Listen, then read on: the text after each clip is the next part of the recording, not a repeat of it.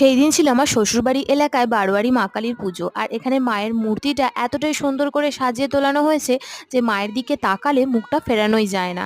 তো যাই হোক, এখানে আমি চলে গিয়েছিলাম আমার ছোট্ট রাধিকাকে নিয়ে পুজো দেওয়ার জন্য। আর রাধিকাকে নিয়ে যখন আমি পুজো দিতে যাচ্ছিলাম তখন রাস্তায় কিন্তু প্রচণ্ড বৃষ্টিও এসেছিল। আমরা সকলে মিলে ছাতা মাথায় দিয়ে পুজো দিতে যাচ্ছিলাম। আমি অবশ্য একটা টোটো দেখতে পেয়ে তাতে উঠে পড়েছিলাম। বাড়ি থেকে অবশ্য এই মা কালীর মন্দিরটা বেশি দূরে নয়, ওই হাঁটা পথে 5 মিনিটের রাস্তা হবে। সুরজ এখানে অনেকগুলো মালা এনেছিল মা কালীর জন্য, আর সেগুলোই এখন ঠাকুরমশাই একটা একটা করে পরিয়ে দিচ্ছিল। এবছরও অবশ্য ঠাকুরের কাছে আমি একটা মানত পূরণের জন্য পুজোও দিয়েছিলাম। আর এখানে সুরজ আমাদের ছোট্ট রাধিকার জন্য 5 কেজি বাতাসা মা কালীর কাছে পুজো দিয়েছিল, আর সেটাই ছড়ানোর জন্য ভোরবেলা আমাকে ঘুম থেকে তুলে নিয়ে এসেছে। আর এই পুজোটা যেহেতু সারা রাত ধরে হয়, সেই জন্য সুরজ কিন্তু সারা রাত ধরেই পুজোর ওখানেই ছিল। তো আজকের ব্লগটা এই পর্যন্তই, দেখা হবে নেক্সট ব্লগে।